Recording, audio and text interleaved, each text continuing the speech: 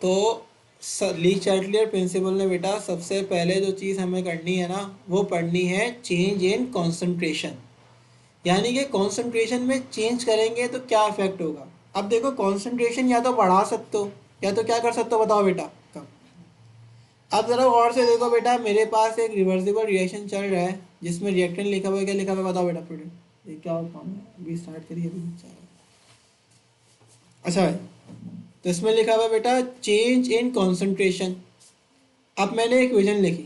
अब मैं दो चीज़ें लिख रहा हूँ, या तो मैं रिएक्टेंट की कॉन्सेंट्रेशन को बढ़ा सकता हूँ, या तो बताओ मैं किसकी कॉन्सेंट्रेशन को बढ़ा सकता हूँ, बताओ बेटा। या तो मैं रिएक्टेंट की कॉन्सेंट्रेशन को बढ़ा सकता हूँ, या तो मैं प्रोडक्ट की कॉन्सेंट्रेशन को बढ़ा सकता हूँ। दो चीज़ें कर सकता हूँ।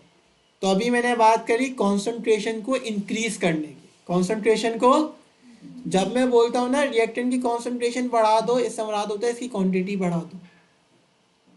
और या मैं रिएक्टेंट की बढ़ा सकता था, या मैं किसकी बढ़ा सकता था बताओ बेटा, प्रोडक्ट की। अब इसके आंसर होते हैं दो सूरत में। बताओ रिएक्शन कहाँ जाएगा, रिएक्शन फॉरवर्ड डायरेक्शन में जाएगा, या एक और आंसर आता है रिएक्शन किस में जाएगा, बैकवर्ड डायरेक्शन में। कैसे पता लगेगा कब रिएक्शन कहाँ जाएगा। याद रखना एक आसान अल्फाज में, उर्दू में लिख रहा हूँ, उर्दू में लिख रहा हूँ, देख लो उर्दू तो आती है ना। रिएक्शन वहां जाएगा जहां जहां कंसंट्रेशन कम होगी। अब कोई बच्चा बता सकता है कि पहले वाले पार्ट में रिएक्शन कहाँ जाएगा। ज़रा गौर से देखना मैंने क्या बात लिखी है। मैंने बोला रिएक्शन वहां जाएगा जहां कंसंट्रेशन क्या होगी, बताओ बेटा, कम होगी। मैंने बोला reactant product, let suppose equilibrium में, इक्विलिब्रियम से मुराद होता है, लेट सपोज अज्यूम करो रिएक्टेंट और प्रोडक्ट की कंसंट्रेशन पहले बराबर थी। रिएक्टेंट और प्रोडक्ट की कंसंट्रेशन पहले क्या थी बताओ बेटा, बराबर थी। मैंने रिएक्टेंट की कंसंट्रेशन को बढ़ा दिया। पहले रिएक्टेंट ये रहा, प्रोडक्ट ये रहा, रिएक्टेंट ये रहा, प्रोडक्ट ये रहा। पहले दोनों की कंसंट्रेशन क्या थी, बराबर। मैंने रिएक्टेंट के कंसंट्रेशन को बढ़ा दिया तो किसकी कंसंट्रेशन कम हो गई, पहले दोनों बराबर थे, रिएक्टेंट की बढ़ा दी, कम किसकी हो गई। तो रिएक्शन वहां जाता है जहां कंसंट्रेशन कम होती है। तो रिएक्टेंट की बढ़ा रहा हूं तो ऑटोमेटिकली किसकी कंसंट्रेशन कम हो रही है, प्रोडक्ट की। तो रिएक्शन वहां जाता है जिसकी कंसंट्रेशन कम होती है। तो प्रोडक्ट से मुराद होता है फॉरवर्ड। प्रोडक्ट से क्या मुराद होता है, ये देखो आगे मूव करो ना, फॉरवर्ड। तो हम कहते हैं रिएक्शन पता है किधर मूव करेगा, फॉरवर्ड डायरेक्शन में। इसको मैंने एरो लगा दिया, फॉरवर्ड। अब दूसरा केस देखो, कॉमन सेंस की बात है वैसे तो। ये रिएक्टेंट है, ये प्रोडक्ट है, याद रखना स्टार्टिंग वाला रिएक्टेंट, दूसरा वाला प्रोडक्ट। मैंने बोला प्रोडक्ट की बढ़ा दी, किसकी कम हुई हुई है, क्योंकि पहले तो दोनों बराबर थे ना। प्रोडक्ट की बढ़ा दी, कम क्या हुआ, रिएक्ट। एक को बढ़ा रहे हो तो ऑटोमेटिकली दूसरा क्या हो रहा है, कम। तो रिएक्शन वहां जाता है, रिएक्शन वहां जाता है जहां कॉन्सेंट्रेशन क्या होती है, कम। एक को बढ़ा रहे हो ना तो ऑटोमेटिकली दूसरी क्या हो रही है, कम। तो इसमें रिएक्शन किधर जाएगा बताओ बेटा, बैकवर्ड में। या बच्चों को अगर ऐसे याद नहीं होता ना, बच्चे कहते हैं सर जिधर की बढ़ाओगे ना उसके अपोजिट डायरेक्शन में जाएगा। रिएक्टेंट की बढ़ाई तो रिएक्शन किधर जा रहा है, प्रोडक्ट की तरफ। प्रोडक्ट की बढ़ाई, रिएक्शन किधर जा रहा है बताओ बेटा, रिएक्टेंट की तरफ। मगर मगर मैंने इस तरीके से याद रखा भाई, जिधर की कम होती है ना उधर रिएक्शन जाती है। पहले बता, बात समझ में आ गई, बहुत आसान सी बात थी। दूसरा, अब अभी तो मैंने बढ़ाने की बात करी थी, अब मैं किसकी बात करूंगा बताओ बेटा, कम करने की। अब बेटा जरा आप लोग मुझे बता देना, उम्मीद है आप लोग बता दोगे। अगर मैं रिएक्टेंट की कॉन्सेंट्रेशन को कम करूंगा, पहले होते हैं बराबर, ये रिएक्टेंट ये प्रोडक्ट, रिएक्टेंट की कॉन्सेंट्रेशन को कम कर दिया तो कम किसकी हुई हुई है, रिएक्टेंट की। जिसकी कम करोगे तो उसी की तो कम रहेगी। तो रिएक्शन किधर जाएगा, किधर जाएगा, जिधर कम होती है। देखो वर्डिंग में, रिएक्शन वहां जाएगा जहां कॉन्सेंट्रेशन क्या होती है, कम। देखो लिखा हुआ है, लिखा हुआ है, लिखा हुआ है। तो किधर कम होगी, किधर कम होगी, रिएक्टेंट में। तो किधर जाएगा, उल्टे की तरफ। बात समझ में आ रही है? दोबारा से एक दफ़ा कंक्लूजन दे दूंगा, हालांकि आसान बात है ये। बैकवर्ड। अब देखो प्रोडक्ट की कम कर रहा हूँ, जरा गौर से देखो, रिएक्टेंट और प्रोडक्ट बराबर है। प्रोडक्ट की कम कर दी, रिएक्शन किधर जाएगा, इधर कम होती है, तो किस तरफ जाएगा बताओ बेटा, प्रोडक्ट की तरफ। एक मिनट रुको जरा, देख क्या ये वाली बात समझ में आ गई? ये चारों बात जरा देखो जरा गौर से, उसके बाद में देख क्या आता है।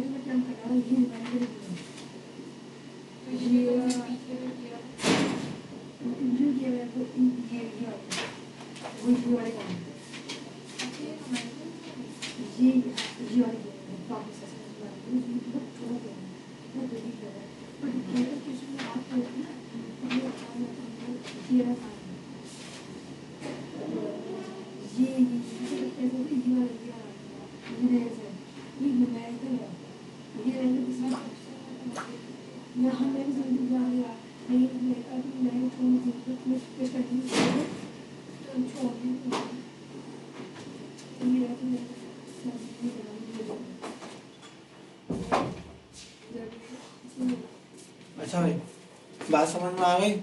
कोई मसला लग रहा है इसमें? देखो भाई, पहले वाले दोबारा समझा रहा हूँ मैं, चारों चीज़ें दोबारा बता रहा हूँ, देख लो ज़रा गौर से, ठीक है? देखो मैंने बोला है रिएक्शन वहाँ जाएगा जहाँ पे कॉन्सेंट्रेशन क्या होती है, कम। अपने हाथ को रख लेना पहले, पहला वाला रिएक्टेंट बनाना, दूसरा वाला प्रोडक्ट बनाना।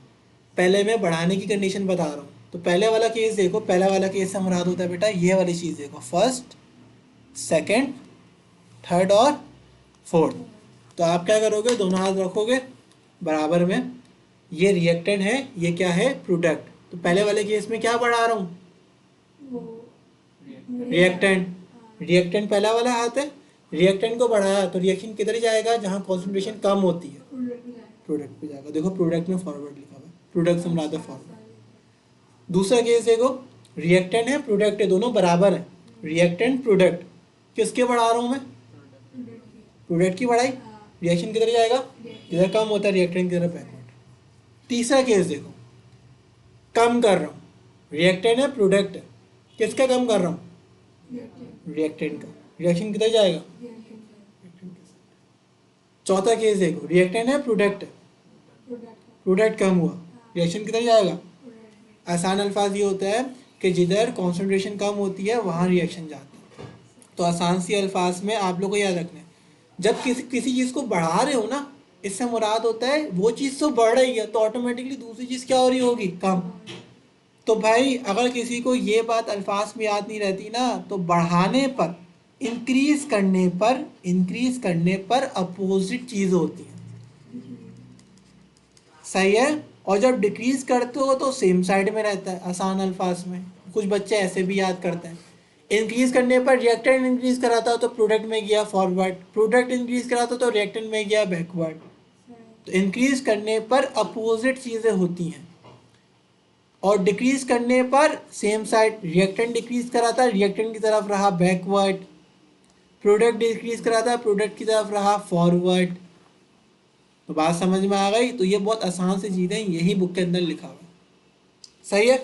जो कि चारों केस मैंने पढ़ा दी। इंक्रीज करने से दो मुराद होता है, या तो रिएक्टेंट इंक्रीज होगा या क्या इंक्रीज होगा, बताओ बेटा, प्रोडक्ट। और डिक्रीज करने से मुराद है दो चीज़ें डिक्रीज हो सकती हैं, या तो रिएक्टेंट या तो प्रोडक्ट। बात समझ में आ गई। ये हमारा पहला केस था। अब ये पेपर में ऐसे नहीं आएगा, ज़रा गौर से सुन लो, आएगा कैसे पेपर में आ सकता है। भाई मेरे पास एक इक्वेशन है, ऐसी इक्वेशन अपनी तरफ से मैं दे रहा हूँ, H2 और I2। मैंने बोला भाई ये 2HI है। मैंने बोला व्हाट हैपन, रिएक्शन कहाँ जाएगा, if we increase the concentration of HI। एक पेपर में यह आ गया सवाल, या ये आ सकता है what happen if we increase the concentration of I2, ऐसे आ गया। पहले पार्ट में क्या बोल रहा है, पहले पार्ट में बोल रहा है HI की कॉन्सेंट्रेशन इंक्रीज करेंगे तो बताओ रिएक्शन किधर जाएगा, वो पूछेगा डायरेक्शन आपसे। अब HI किधर है, प्रोडक्ट में, प्रोडक्ट में। तो बेटा आप गौर से ज़रा देखो, इंक्रीज करने का बोल रहा है, इंक्रीज से मुराद होता है अपोजिट डायरेक्शन में जाना। बता चुका हूँ अपोजिट में क्यों है, सारी बातें बता चुका हूँ। HI की कॉन्सेंट्रेशन बढ़ा रहा है तो HI है क्या, प्रोडक्ट। तो रिएक्शन किधर जाएगा, रिएक्टेंट ने। बेटा इतना इतना ज़्यादा सोच रहे हो तुम लोग, प्रोडक्ट की बढ़ाई है ना, प्रोडक्ट की बढ़ाई है, तो रिएक्शन किधर जाएगा, बैकवर्ड में। यही तो मैंने बात बताई, इक्वेशन दे के वो आपसे सवाल पूछेंगे। दूसरा बताओ, आसान है, कुछ मुश्किल नहीं है। दूसरा बताओ क्या लिखा हुआ है, दूसरा बताओ क्या लिखा हुआ है। उसने बोला I2 की कॉन्सेंट्रेशन बढ़ा देंगे। बेटा जब I2 बढ़ाएंगे तो I2 किस में आ रहा है, रिएक्टेंट में। अगर रिएक्टेंट की बढ़ाऊंगा तो रिएक्शन किधर जाएगा, प्रोडक्ट में, यानी कि किधर जाएगा, फॉरवर्ड में। इक्वेशन दे के इस तरीके का सवाल वो पूछ लेते हैं कि बच्चे को पता भी है कि नहीं पता। तो आपने देखते हैं जिसकी बात कर रहा है वो रिएक्टेंट में आ रहा है या प्रोडक्ट में आ रहा है, बाकी रूल तो सेम है। पहला मैंने लिखा प्रोडक्ट को बढ़ाया तो बैकवर्ड, ये देखो बैकवर्ड आंसर, क्योंकि प्रोडक्ट बढ़ा था। इसमें क्या बढ़ा था, रिएक्टेंट, रिएक्टेंट बढ़ेगा तो किधर जाएगा, फॉरवर्ड में। जो याद करा हुआ उसको अप्लाई करने को आना चाहिए। कुछ भी नहीं करना, जिस कंपाउंड का नाम लिखा हुआ है वो देखो रिएक्टेंट में या किस में, बताओ बेटा, प्रोडक्ट में। बात समझ में आ गई, होपफुली बात अच्छे से समझ में आ गई होगी। ठीक है भाई, ऐसे ज़्यादा बेहतर तौर पे आ ही नहीं सकती बेटा ये बात। इक्वेशन गिवन है बेटा कॉन्सेंट्रेशन की तरह, गौर से दिखा सकता हूँ मुझे तुम लोग इक्वेशन क्या गिवन है। अगर मैं देख लूँ तो बुक की इक्वेशन में करा देता हूँ, बुक में गिवन है, ज़रा गौर से देखो। अब मैं एक एक करके सवाल पूछ रहा हूँ बेटा, प्लीज़ बेटा आंसर कर देना, प्लीज़ आंसर कर देना। किस किस को समझ में आ गया, सही से सही सही बताओ, किस को समझ में आ गया सही से। बोल ही नहीं रहा, कोई भी नहीं बोलना भाई। समझ में आया नहीं आया, आवाज़ ही नहीं निकल रही भाई, भाई आवाज़ ही नहीं निकल रही। बुक में देख लो, आया नहीं आया तो बोल को नहीं रहे बेटा, आया नहीं आया, आज आएगा नहीं, अभी अभी भी आएगा, अभी तो पढ़ा दिया, अब तो पढ़ा दिया मैंने। पहला पहला पार्ट देखो, 4 पार्ट दे रहा हूँ, चारों चारों बैठे हो, वो चारों बता देना। सही है, पहला अहमद, दूसरा अमना, तीसरा तस्बिया और चौथा रुबैल। पहला तो आंसर देखो, पहला पूछता हूँ hard. If we decrease the concentration of CH4, बताओ बेटा आंसर क्या आएगा। सबसे पहले देखो प्रोडक्ट की डिक्रीज करी है, बिल्कुल सही, CH4 डिक्रीज करा है। CH4 में यही मुराद है ना बेटा, ये वाली चीज़ डिक्रीज हुई है। CH4 प्रोडक्ट में आ रहा है ना, तो प्रोडक्ट डिक्रीज हुआ है, तो प्रोडक्ट डिक्रीज हुआ है। तो कहाँ रहेगा, प्रोडक्ट डिक्रीज हुआ है, ये रहा रिएक्टेंट, ये रहा प्रोडक्ट, प्रोडक्ट डिक्रीज हुआ है तो प्रोडक्ट में ही रहेगा। तो बस ये याद रखा करो, नाम से नहीं कंफ्यूज हो, देखो रिएक्टेंट में आ रहा है प्रोडक्ट में आ रहा है, तो किधर रहेगा, फॉरवर्ड, क्योंकि डिक्रीज करने पे सेम साइड हो जाती है, तो प्रोडक्ट है, ये प्रोडक्ट है। अब बताओ बेटा, if we decrease the concentration of H2O, जल्दी बेटा, हमने बेटा बताओ, रिएक्टेंट में बेटा वाटर की डिक्रीज करी है, वाटर की, वाटर किस में आ रहा है, प्रोडक्ट में,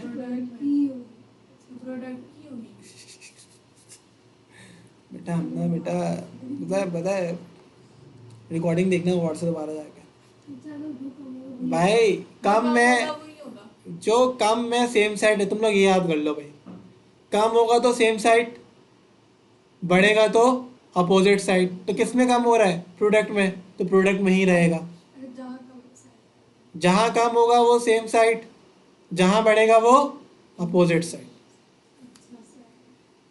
तो प्रोडक्ट में ही रहा दोनों, क्योंकि पहले CH4 कम करा फिर H2O, और ये दोनों चीजें किस में थी, प्रोडक्ट में थी। If we increase the concentration of CO, बढ़ाएंगे तो वो 3H2 का हो जाएगा। 3H2 छोड़ दो, बताओ रिएक्टेंट है प्रोडक्ट है, CO किस में आ रहा है, ये तो रिएक्टेंट है। रिएक्टेंट है, तो अगर रिएक्टेंट की बढ़ाते हैं तो कम हो जाएगा प्रोडक्ट। हाँ, प्रोडक्ट कम हो जाएगा, तो किधर जाएगा रिएक्शन, बैकवर्ड, सॉरी फॉरवर्ड। बेटा रिएक्टेंट बढ़ाएंगे ना, CO रिएक्टेंट है, रिएक्टेंट बढ़ गया तो रिएक्शन किस में जाएगा, प्रोडक्ट में, तो फॉरवर्ड जाएगा। फॉरवर्ड जाएगा। बहुत आसान अल्फाज में समझाया वैसे मैंने, सही है, इसको ज़रा गौर से देखना, समझ में आ जाएगा। देखो, if we increase the concentration of H2, अब H2 कहाँ पे रहा है, छोड़ दो, आगे पीछे मत देखा करो, देखो H2 कहाँ पे आ रहा है, ये रहा H2, ये रहा भाई, रिएक्टेंट में आ रहा है ना H2 तो रिएक्टेंट में आ रहा है, प्रोडक्ट में जाएगा, सिंपल सी बात है। आप देखो ही नहीं COH2, आप देखो ये चीज़ आ कहाँ पे रही है, रिएक्टेंट में या प्रोडक्ट में, H2 रिएक्टेंट में आ रहा है, यानी कि रिएक्टेंट की कॉन्सेंट्रेशन बढ़ गई, जब रिएक्टेंट की बढ़ेगी तो बढ़ने पर अपोजिट में जाता है, तो किस में जाएगा बताओ बेटा, तो जो बुक में इक्वेशन गिवन थी मैंने चारों केसेस पढ़ा दिया, इसके अलावा कुछ पढ़ा नहीं सकता, इंक्रीज के भी पढ़ा दिया और डिक्रीज के भी पढ़ा दिया, और चारों चीज़ों को मैंने यूज़ कर लिया, सही है, और रिकॉर्डिंग भी करके ताकि आप लोग कंफ्यूज मत हो। याद रखना, याद रखना ये वाली बात, कंफ्यूज हो रहो दोबारा इसको जाके देखना, इंक्रीज करने पर अपोजिट साइड होता है, डिक्रीज करने पर तो कॉन्सेंट्रेशन में कंफ्यूजन नहीं होनी चाहिए। लीस्ट चाइल्ड प्रिंसिपल में बच्चे कंफ्यूज होते हैं, याद करोगे तो समझ नहीं आएगा, पढ़ने पे भी समझ नहीं आएगा, ये जो 4 बात लिखी हुई है ना मैंने, ये याद रखोगे तो याद रहेगा। और मैं 4 चीज़ें भी याद नहीं करता, मैं पता क्या याद करता हूँ, मेरी एक लाइन याद करी हुई है, जहाँ कम होगा वहाँ रहेगा, जहाँ कम होगा वहाँ रहेगा, जिसको ये वाली बात समझ में आ गई उसको चारों चीज़ें समझ में आ गई, बढ़ाने पर दूसरी चीज़ कम हो रही है, कम करने पर वही चीज़ कम हो रही है, सही है, तो थोड़ा सोचोगे ना, जाके हाथ के साथ खेलना, सब चीज़ समझ में आ जाएगी। अब मैं आ रहा हूँ दूसरे टॉपिक में, क्योंकि मैं इतना ज़्यादा टाइम नहीं दे सकता बेटा इसको, सिलेबस ज़्यादा है, सही है। अब आ जाओ बेटा, किसने बताओ बेटा, कॉन्सेंट प्रेशर पे, प्रेशर आसान है, प्रेशर क्या है बताओ बेटा, आसान है, ये बात याद हो गई, बढ़ाने पर कहाँ पे जाएगा, अपोजिट साइड, कम करने पर वही साइड, क्योंकि इसकी एप्लीकेशन आने वाली है, जिसको ये पूरा पता होगा ना वो एप्लीकेशन कर सकेगा, एप्लीकेशन से मुराद होता है इसको अप्लाई करो, अप्लाई करने के लिए एक प्रोसेस गिवन है, तो तीसरा टॉपिक है ना, तीसरा टॉपिक 7.3 वो एप्लीकेशन है, एप्लीकेशन उसको आएगी जिसको लीस्ट चाइल्ड प्रिंसिपल आता है, तो प्लीज़ बेटा इसको थोड़ा गौर से समझना, वरना मैं पागल हो जाऊँगा, बाल बाल नोचने लग जाऊँगा, अपने गंजा हो जाऊँगा अभी से, ठीक है, प्लीज़ बेटा ऐसा नहीं करना, ठीक है, याद रखना, कॉन्सेंट्रेशन जिसकी बढ़ाएंगे उसके अपोजिट साइड जाएगा, कम करेंगे तो 10 बार बता चुका हूँ, रिकॉर्डिंग में देखोगे थक जाओगे, एक ही बात को 10 बार बताइए, ठीक है। प्रेशर का क्या, प्रेशर इंक्रीज करने का सिर्फ बुक में लिखा हुआ वही बता रहा हूँ, प्रेशर जब इंक्रीज करते हैं ना तो बेटा रिएक्शन वहां पे जाता है जिसका रिएक्शन वहां पे जाएगा जिसका वॉल्यूम कम होगा। कैसे पता लगेगा वॉल्यूम? ज़रा गौर से सुन लो बात को, ज़रा गौर से सुनो बेटा। रिएक्टेंट है और प्रोडक्ट है। अच्छा, जितने भी रिएक्टेंट और प्रोडक्ट की बात करूंगा ना, ये रिवर्सिबल रिएक्शन की बात कर रहा हूँ। D Chatelier principal reversible reaction पर लगता है, जिसमें इस तरीके का एरो आता है। ठीक है, लेट्स सपोज रिएक्टेंट के 2 मोल है, प्रोडक्ट के कितने मोल है बताओ बेटा? 3। मोल से हम मालूम करते हैं वॉल्यूम को। तो जब मैं बोलूँगा ना वॉल्यूम देखो, इससे मुराद होता है कोफिशिएंट देखो। रिएक्टेंट के कितने मोल आ रहे हैं, प्रोडक्ट के कितने मोल आ रहे हैं? 3। किसके मोल कम है? जिसके मोल कम है ना होता है ना, उसका वॉल्यूम कम होता है। तो किस साइड का वॉल्यूम कम है? तो रिएक्टेंट की तरफ रिएक्शन रहेगा। रिएक्टेंट से मुराद होता है क्या बताओ बेटा? बैकवर्ड।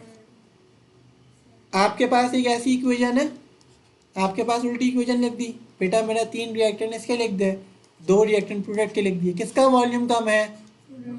जिसका वॉल्यूम कम होता है, वॉल्यूम से मुराद होता है मैं कोफिशिएंट देख रहा हूँ। क्या देख रहा हूँ? कोफिशिएंट। तो बेटा रिएक्शन कहाँ रहेगा? जहाँ का वॉल्यूम कम होता है। तो वॉल्यूम किसका कम है? प्रोडक्ट साइड का।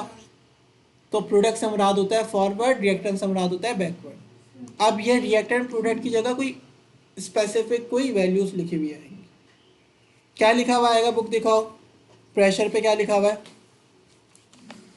प्रेशर में बेटा हमारे पास एक चीज़ लिखी हुई है, ज़रा गौर से देखना। सब बच्चे बेटा मुंह खोल के आंसर कर देना, ठीक है? अब बेटा मुझे बताओ, रिएक्टेंट ये रहा पूरा, एरो से पहले पूरा रिएक्टेंट होता है, एरो के बाद पूरा क्या होता है? प्रोडक्ट। इसके 2 मोल हैं, इसके कितने मोल हैं बताओ बेटा? कुछ भी नहीं है तो 1। रिएक्टेंट के टोटल मोल कितने हैं? 3, क्योंकि 2 इधर 1 इधर। इसके टोटल मोल कितने हैं? 2। तो किसके मोल कम है? तो प्रोडक्ट के कम है, तो उधर रिएक्शन जाएगा। तो रिएक्शन किधर जाएगा? प्रोडक्ट में, यानी कि किधर? प्रोडक्ट से मुराद होता है फॉरवर्ड। बेटा ये भी आप लोग लिख लो, प्रोडक्ट से मुराद है, जब मैं बोलूँगा ना प्रोडक्ट की तरफ जा रहा है तो फॉरवर्ड, रिएक्टेंट की तरफ जा रहा है तो। बात समझ में आ गई? कोई मसला है इसमें? एक और इक्वेशन दे रहा हूँ, मेरे जहन पे नहीं आ रही बट ऐसे ही बता रहा हूँ।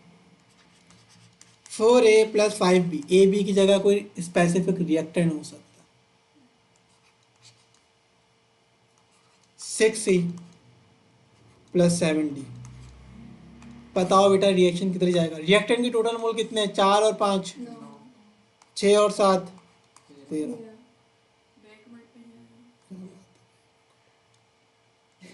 बात समझ में आ गई? इसकी जगह कोई इक्वेशन दे सकते हैं, ये बात याद रखना बेटा, प्लीज़ प्लीज़ याद रखना। एक और इक्वेशन गिवन है बेटा बुक में, PCl5, सेकंड पेज में। सिर्फ एक बात याद रखने वाली है, वरना आसान है यार, यकीन करो। ली चैटले प्रिंसिपल इतना मजे का है ना। अब बताओ बेटा, आपने उल्टा करके दिया ना? उल्टा करके वहाँ दिया, जैसे लिखा हुआ वैसे दिया। कुछ भी नहीं लिखा हुआ, जिसमें कुछ भी कोफिशिएंट नहीं होता उसमें क्या होता है? 1। इसमें 1, इसमें भी 1, टोटल 2। तो रिएक्शन किधर जाएगा इंक्रीज करने पर? समझ में आ गई? एक और इक्वेशन दी हुई है, CO + 3H2 CH4। और अगर बराबर हो जाएंगे तो क्या करोगे? ये देखो, इसमें कुछ भी नहीं है तो 1, जिसका कुछ भी नहीं है तो 1, 1 और 3 कितने हो गए? 4। इसमें भी कुछ भी नहीं है, 1 और 1 कितने हो गए? 2। रिएक्शन किधर जाएगा? बात समझ में आ गई? बहुत आसान था ये।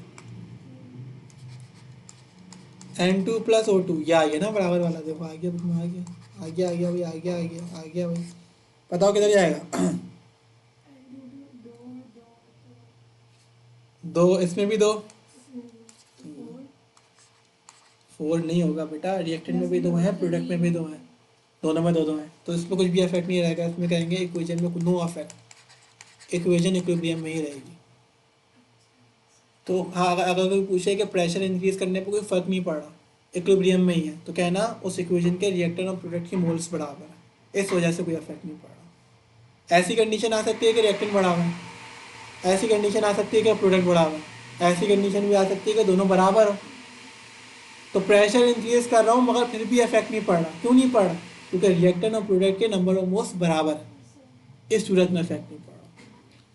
ठीक है भाई, ये बात भी हमारे पास हो गई, अच्छे से बात समझ में आ गई। ठीक है, अच्छा ये जो कॉन्सेंट्रेशन है ना, इसका एक चार्ट बना हुआ है, पिछले पेज में आओगे ना, कॉन्सेंट्रेशन का एक चार्ट बना हुआ है जो मैंने आपको समझाया हुआ है। इसकी इंक्रीज करोगे तो क्या होगा, इसकी डिक्रीज करोगे तो क्या होगा, चार्ट दिख रहा है। पेज नंबर बताओ बेटा, जोर से बोलो। 152 बेटा, पेज नंबर देखो, चार्ट बना हुआ है पिंक कलर का एक। तो ज़रा गौर से देखो, आप लोग को पढ़ के समझ में आ रहा है। इक्वेशन ऊपर गिवन है, इक्वेशन ऊपर गिवन है, तो उसमें बोला हुआ है किसी को इंक्रीज कर दो। इंक्रीज करने से मुराद है एडिट कर दो, डिक्रीज करने से मुराद है रिमूव कर दो। बात समझ में आ गई? तो ये आप लोग आसानी से कर सकते हो। यही इक्वेशन लेके मैंने सॉल्व कराया अपनी वर्डिंग में। मैंने लिखा हुआ इफ वी इंक्रीज, इन्होंने पहला पहला क्या लिखा हुआ है, एडिंग। एडिंग से मुराद है वो चीज़ बढ़ा रहे हो। इंक्रीज की जगह एडिंग का वर्ड भी आ सकता है, तो कंफ्यूज मत होना कि सर ने अलग पढ़ा दिया, वो मैंने देखा नहीं है इसको। ठीक है, बात समझ में आ रही है? तो देखोगे तो आंसर वही लिखा हुआ होगा जो उसमें है। ठीक है, खैर तीसरी चीज बेटा, चेंज इन टेम्परेचर। जरा गौर से देखो बेटा, देखो गौर से, चेंज इन टेम्परेचर। यार मम्मी को भी अभी ख्याल आ रहा है। चेंज इन टेम्परेचर बेटा, हमारे पास दो तरीके का रिएक्शन होता है, पता है कौन कौन सा? एक होता है एंडोथर्मिक, आई थिंक सो उसने पढ़ा हुआ है, तुमने पढ़ा हुआ है अहमद ने। हाँ तो तुम्हें तो अच्छा खासा बेटा 5 6 7 पता नहीं कितने चैप्टर हो रहे हैं तुम्हारे। अब मैं रिवीजन क्लास रखूँगा उसमें अगर तुम नहीं भी आना चाहो तो मुझसे की बात नहीं, मैं चैप्टर नंबर 1 पढ़ाऊँगा मैं पूरा आप तीनों को। तुम आना चाहो तो आ जाना, सही है। एक्स्ट्रा क्लास संडे को रख दूँ, चैप्टर 1। तो 5:30 से 7:30। वो तो 1 घंटे में क्या ही होगा, 3 4 घंटे क्लास होगी तो कुछ हो सकता है ना, 1 घंटे में तो कुछ नहीं हो सकता। सही है भाई। अब आओ एंडोथर्मिक। अब बेटा मुझे बताओ एंडोथर्मिक से क्या मुराद होता है? एंडोथर्मिक की निशानी बता दूं अभी, तो एंडोथर्मिक क्या होता है मैं डिटेल में बता दूंगा आपको। एंडोथर्मिक में पता क्या होता है, कभी कभार देखा करो इक्वेशन के आखिरी में ना डेल्टा एच लिखा हुआ होता है, कभी कभार वैल्यू पॉजिटिव में आती है, कभी कभार वैल्यू किस में आती है बताओ बेटा? देखा होगा आपने, इक्वेशन लिखी हुई होती है, डेल्टा एच लिखा हुआ होता है, कुछ वैल्यू पॉजिटिव में आती है, कुछ वैल्यू नेगेटिव में आती है।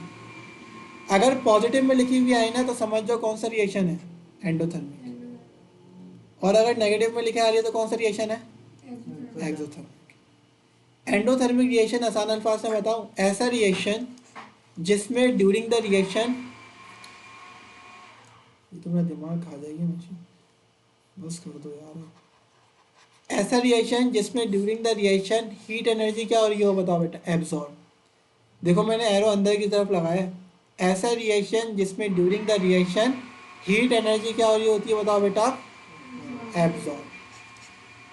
ऐसे रिएक्शन को नाम देते हैं किसका बताओ बेटा, एंडोथर्मिक। यानी कि हीट एडिट हो रही है। हीट क्या हो रही है बताओ बेटा, एडिट। अब इसी का उल्टा बताओ, एडिट नहीं हो रही, रिलीज हो रही है या निकल रही है, आउट हो रही है। ठीक है, ऐसा रिएक्शन बेटा जिसमें during the reaction heat energy बाहर निकल रही हो, हीट एनर्जी बाहर निकल रही हो, ऐसे रिएक्शन को बेटा कहते हैं रिलीज हो रही हो, रिलीज हो रही हो। ऐसे रिएक्शन को नाम देते हैं एक्सोथर्मिक का, और ऐसे रिएक्शन को नाम देते हैं किसका बताओ बेटा, एंडो। एंडो से मुराद होता है during the reaction heat energy absorb हो रही है, इसको हम पॉजिटिव से दिखाते हैं। और ऐसा रिएक्शन जिसमें during the reaction heat energy release हो रही होती है, इसको हम दिखाते हैं नेगेटिव से, इससे मुराद होता है बेटा एक्सोथर्मिक। बात समझ में आई? कोई मसला? एंडो से क्या मुराद होता है, during the reaction heat energy absorb हो रही है, इसको हम पॉजिटिव से दिखाते हैं। During the reaction heat energy release हो रही है, उसको हम किससे दिखाते हैं, नेगेटिव से, उसको नाम देते हैं एक्सोथर्मिक। एंडोथर्मिक को लिखने का एक और तरीका है जो कि मैं आगे लिख रहा हूँ, जरा गौर से देख लो, बात को सुन लो।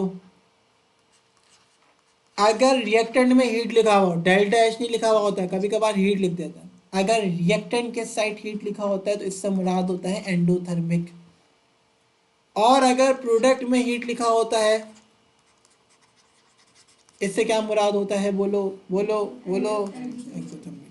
इसको लिखने का ये भी तरीका है, इसको लिखने का ये भी तरीका है, ज़रा गौर से देख लो, दोबारा बता रहा हूँ। दो तरीके हैं बेटा, दो तरीके हैं, एक ये वाला तरीका है और एक ये वाला तरीका। या तो पॉजिटिव साइन होगा या हीट प्लस हीट लिखा हुआ होगा रिएक्टेंट साइड। एक्सोथर्मिक को लिखने का एक और तरीका है जो मैं बता चुका हूँ, ज़रा गौर से देख लो बेटा, देख लो देख लो देख लो देख लो, गौर से देख लो देख लो देख लो।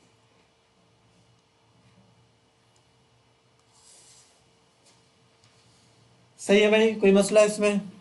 बात समझ में आ गई? इक्वेशन देखोगे समझ जाओगे एक्सोथर्मिक या एंडोथर्मिक है। पॉजिटिव होगा तो क्या है? एंडो। एक याद रखो, पॉजिटिव होगा तो क्या है? एंडोथर्मिक। रिएक्टेंट में होगा तो क्या है? एंडोथर्मिक। एक याद रखो। उसका उल्टा होगा तो क्या हो जाएगा? पॉजिटिव का नेगेटिव, रिएक्टेंट का प्रोडक्ट। ये बात समझ में आ गई? अब बहुत आसान है, यकीन करो, इतना आसान अल्फाज में बता रहा हूँ, बुक में लिखा हुआ होगा पर थोड़ा अजीब गरीब लिखा हुआ है। सही है। अब ज़रा और से देखो बेटा, मैं क्या बताना चाह रहा हूँ, क्या बताना चाह रहा हूँ, क्या बताना चाह रहा हूँ मैं, मुझे खुद ही नहीं पता। पेज भी ख़त्म होने वाला भाई। अब आओ, मैं बात कर रहा हूँ कौन से रिएक्शन की? बोलो बेटा, कौन से रिएक्शन की बात कर रहा हूँ? बोलो बोलो। इसको मैं करता हूँ एंड पे, ताकि पता एक ही पेज में आ जाए पूरा। मैं चाह रहा हूँ एंडो और एक्सो एक ही पेज में आ जाए। Endothermic, endothermic reaction. बेटा एक बात बताओ, एंडोथर्मिक रिएक्शन से क्या मुराद है? कि बेटा हमारे पास रिएक्टेंट प्रोडक्ट होता है और डेल्टा एच किस में आता है? बोलो बेटा। अब ज़रा गौर से देखना, जब हम टेम्परेचर को बढ़ाते हैं ना, जब हम टेम्परेचर को क्या करते हैं तो बेटा उसको दिखाते हैं पॉजिटिव से, और जब हम टेम्परेचर को कम करते हैं ना, इसको हम दिखाते हैं किससे? बताओ बेटा। बेटा इधर देखोगे तो बात समझ में आ जाएगी। अब एक बात याद रखना, अगर साइन सेम होती है ना, साइन क्या होती है बताओ बेटा? तो फॉरवर्ड में जाएगा। साइन अगर डिफरेंट होगी तो किस में जाएगा? एंडोथर्मिक में डेल्टा एच किस में होता है? और टेम्परेचर बढ़ाने पर, टेम्परेचर बढ़ाने पर टेम्परेचर कैसा आता है? पॉजिटिव। तो दोनों में साइन क्या होगा? सेम। जब साइन सेम हो जाए ना तो रिएक्शन पता है किधर जाता है? एंडोथर्मिक में डेल्टा एच किस में होता है? पॉजिटिव में। जब हम टेम्परेचर कम करते हैं तो उसको किससे दिखाते हैं? तो पॉजिटिव नेगेटिव साइन क्या होगा? डिफरेंट। तो ये किधर जाएगा?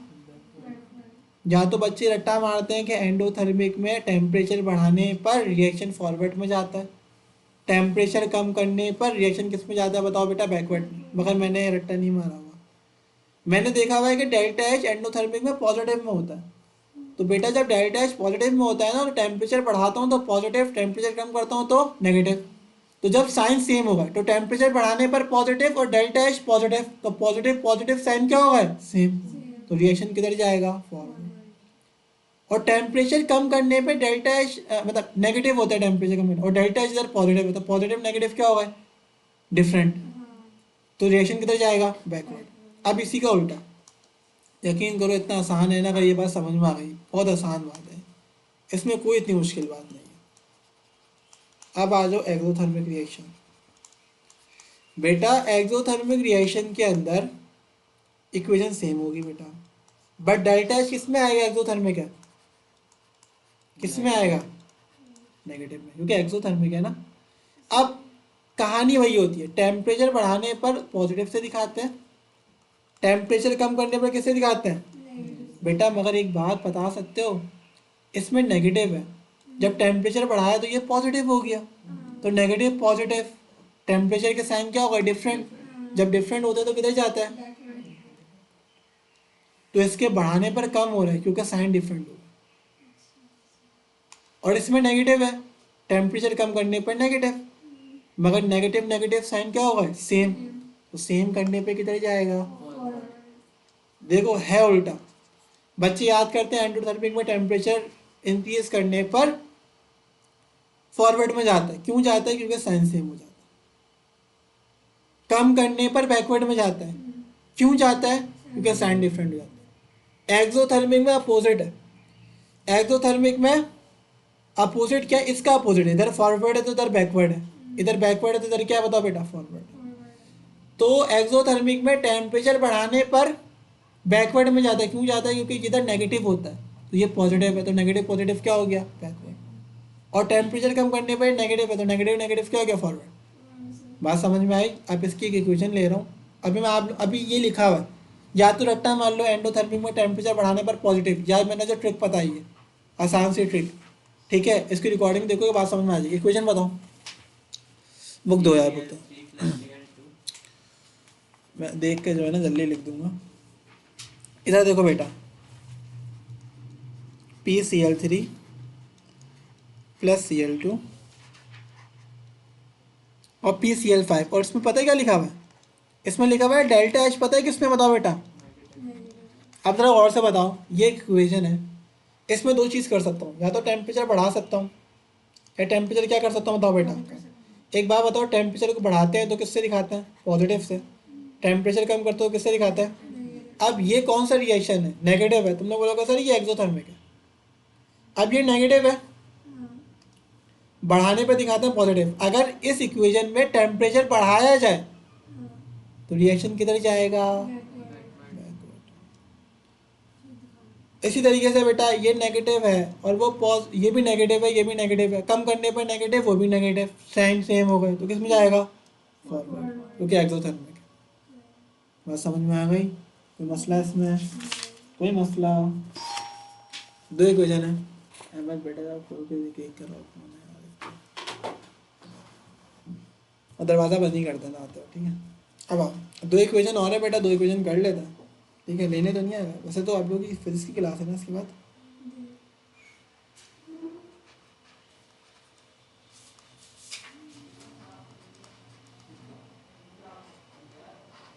छोड़ दो, मैं समझ गया। आ जाओ अहमद, आ जाओ। छोड़ दो, मैं बता दूँ, छोड़ दो। हाँ हाँ, एक मिनट। अच्छा बेटा, पेज नंबर खोलो आप लोग 154, उसमें दो इक्वेशन गिवन है।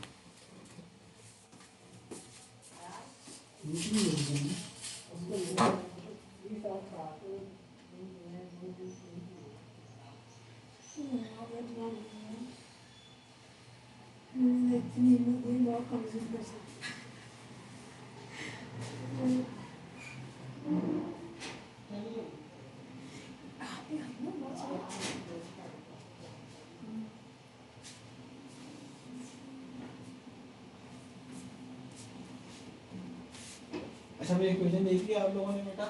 दो इक्वेशन है, एक एंडोथर्मिक की है, एक एक्सोथर्मिक की है। उसमें दोनों बातें की हुई। इंक्रीज करोगे तो क्या होगा, डिक्रीज करोगे तो क्या होगा। तो दो बातें कही हैं, उसी को फॉलो करेंगे और बेटा सॉल्व कर लेंगे। बताओ बेटा, पहली वाली कौन सी है?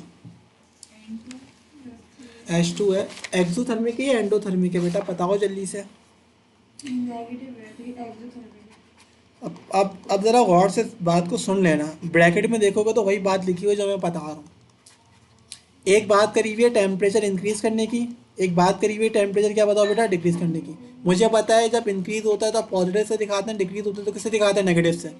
तो इंक्रीज करने पर साइन अपोजिट हो रही है, इंक्रीज करने पर साइन क्या हो रही है बेटा? जब अपोजिट हो रही है तो रिएक्शन किधर जाएगा बेटा? तुम लोग क्यों इतना कंफ्यूज हो रहे हो? अपोजिट में बैकवर्ड में जाएगा तो बोलो ना जोर से, इतना क्यों कंफ्यूज हो रहे हो? सबसे आसान प्रेशर ही था। प्रेशर नहीं था बेटा, इसमें थोड़ा सा दिमाग लगाना था। दिमाग है?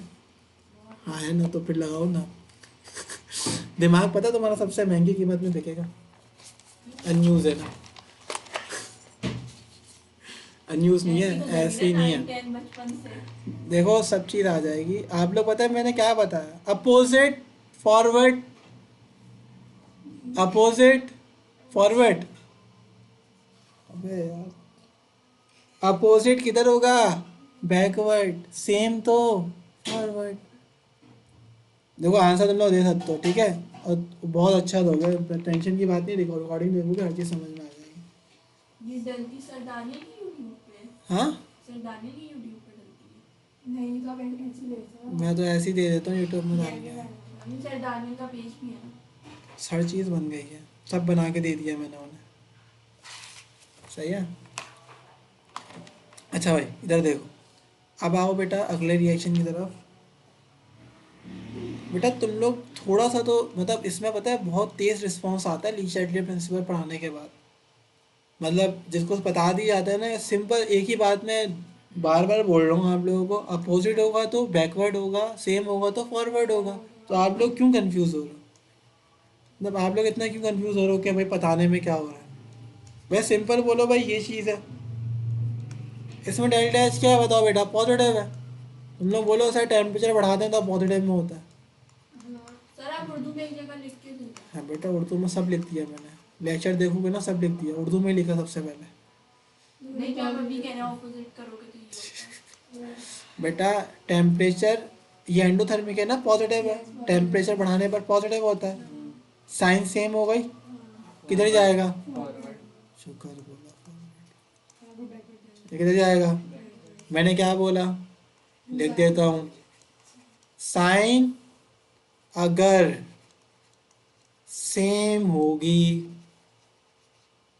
होगी या होगा, तो रिएक्शन किस में जाएगा? फॉरवर्ड में।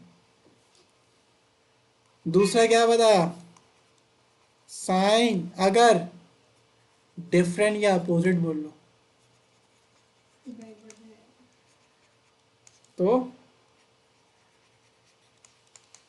रिएक्शन बैकवर्ड में जाएगा। तो बेटा मैंने बुक की एग्जाम्पल भी करा दी है आप लोगों को और वैसे भी पढ़ा दिया है। अब याद करोगे ना, पता है क्या लिखा हुआ होगा बुक के अंदर? एंडोथर्मिक पे टेम्परेचर इंक्रीज करने पर फॉरवर्ड में जाता है, एंडोथर्मिक में टेम्परेचर डिक्रीज करने पर नेगेटिव में बैकवर्ड में जाता है। क्यों जाता है वजह बता दी, सारी बातें लिखी हुई हैं। इसको इसी तरीके से याद रखोगे ना तो आसान रहेगा। ठीक है, ये जो मैंने बात लिखी है ना ये बहुत आसान बात है, इसमें कोई इतना मुश्किल नहीं है। ठीक है, एक्सोथर्मिक में टेम्परेचर इंक्रीज करने पर किधर जाता है बताओ बेटा? बैकवर्ड। और कम करने पर फॉरवर्ड। वरना बच्चे रट्टा मान लेते हैं, एंडोथर्मिक का रट्टा मारो, एक्सोथर्मिक उसका अपोजिट होता है। अप्लाई करने को आता है, पहले ही बता चुका हूँ, जैसे चार्ट बना हुआ है ना वैसे सवालात आते हैं। ठीक है, एक चीज़ रह गई है वो मैं कराऊंगा, उसके बाद तो माइक तो लगा ही नहीं था, आवाज़ तो बहुत तुम्हारी होगी। सही है भाई, हम लोगों ने देखने दो तो कौन आया है। कैटलिस्ट देखो बेटा, कैटलिस्ट पढ़ो, कैटलिस्ट।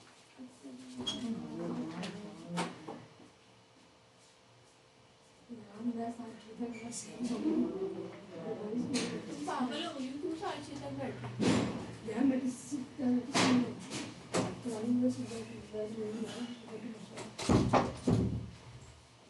सही है भाई। अच्छा भाई इसके रिकॉर्डिंग जो है ना बेटा लाजमी तौर पर देखना, इसकी रिकॉर्डिंग बेटा लाजमी तौर पे आप लोग देख लेना। अच्छा कैटलिस्ट का ना कोई इफेक्ट नहीं होता, जो लास्ट है ना उसका कोई काम नहीं होता।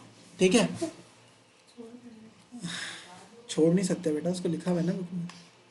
सही है, कैटलिस्ट में पढ़ा रहा हूँ इधर, आप लोग देखोगे तो आप लोग लेक्चर को आसानी से बेटा नोट कर लेना। ठीक है, अब हम बात करते हैं बेटा किसकी बताओ बेटा? कैटलिस्ट की। अच्छा मैंने बोला कैटलिस्ट से कोई इफेक्ट नहीं होता, क्यों नहीं होता? ज़रा गौर से सुन लो बात को। अब सुनना और देखने को कहा है तो बुक छोड़ दो, इधर देख लो ज़रा गौर से। कैटलिस्ट होते हैं हमारे पास दो तरीके के, एक का नाम होता है पॉजिटिव जिसको एक्टिवेटर भी कहते हैं, एक का नाम होता है नेगेटिव कैटलिस्ट जिसको इनहिबिटर भी कहते हैं। ठीक है, नाम लिख दिए, दो नाम होते हैं। पॉजिटिव कैटलिस्ट का काम होता है स्पीड को बढ़ा देना। देखो उर्दू में बोल रहा हूँ, ज़रा गौर से सुन तो लो। और नेगेटिव से मुराद होता है स्पीड को कम कर देना। पहले बताओ जाते हो कि बात समझ में आई? सारी बातें आ गई ना समझ में? एक्टिवेटर से क्या मुराद होता है? रिएक्शन की स्पीड को क्या कर देना? बढ़ा देना। इनहिबिटर से मुराद है रिएक्शन की स्पीड को क्या कर देना? बताओ बेटा, कम कर देना। सिंपल सी बात है। ठीक है बेटा, आपके पास एक रिएक्शन चल रहा है जिससे पता है मैंने क्या डाल दिया? इसमें मैंने डाल दिया पॉजिटिव कैटलिस्ट, पीसी लिख रहा हूँ पॉजिटिव कैटलिस्ट। पॉजिटिव कैटलिस्ट क्या करेगा, ज़रा गौर से सुनो। पहले क्या हो रहा था, रिएक्टेंट प्रोडक्ट में कन्वर्ट हो रहा है 1 घंटे के अंदर, और प्रोडक्ट से रिएक्टेंट मिल रहा है कितने घंटे के अंदर, 1 घंटे के अंदर, क्योंकि ये इक्विलिब्रियम में। मैंने इसके अंदर डाल दिया पॉजिटिव कैटलिस्ट, तो जो चीज़ मुझे 1 घंटे के अंदर मिल रही थी ना, वो चीज़ मुझे किसके अंदर मिल गई बता बेटा, 1 मिनट के अंदर। ऐसे अज्यूम कर रहा हूँ, टाइम कम हो गया। जैसे याद है बारबेक्यू लगाते हो बकरीद के बाद, बारबेक्यू लगाता हूँ, बीफ को गलाने के लिए एक चीज़ डालते हैं, क्या डालते हैं, अबे तुम लोगों को तो पता होगा, पपीता, और एक और होता है, नाम पाउडर होता है उसका, नाम क्या है उसका, कचरी पाउडर पता नहीं क्या है।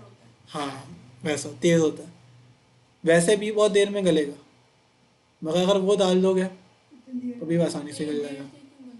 मुझे क्या पता क्यों करते हैं, वो रिएक्शन स्लो है, रिएक्शन को तेज़ करने के लिए आप ये कर देते हो। सही है भाई। तो पॉजिटिव एग्जाम्पल दे रहा हूँ, पॉजिटिव कैटेलिस्ट से काम होता है रिएक्शन की, जो काम देर में होगा ना, वो काम कोई चीज़ डालने पर जल्दी कर दो। तो होगा क्या, जितना रिएक्टेंट टू प्रोडक्ट का टाइम उसने बढ़ाया ना, उतने किसका बढ़ा दिया बताओ बेटा, प्रोडक्ट से रिएक्टेंट। पहले 1 घंटे में कन्वर्ट हो रहा था, फिर कितने में कन्वर्ट हो रहा है, 1 मिनट। मगर रिएक्शन अभी भी किस में बताओ बेटा, इक्विलिब्रियम से बात होता है, जितनी देर में रिएक्टेंट प्रोडक्ट में कन्वर्ट हो रहा है, उतनी देर में प्रोडक्ट से कितने कन्वर्ट हो रहा है, रिएक्टेंट। पहले 1 घंटे के अंदर हो रहा था, अब 1 मिनट के अंदर हो रहा है।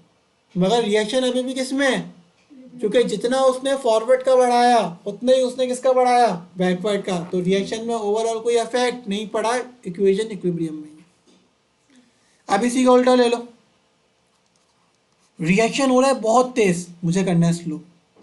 लेट्स सपोज रिएक्शन हो रहा है 5 मिनट के अंदर, सही है, और मैंने इसके अंदर पता है कौन सा कैटलिस्ट डाल दिया, नेगेटिव कैटलिस्ट।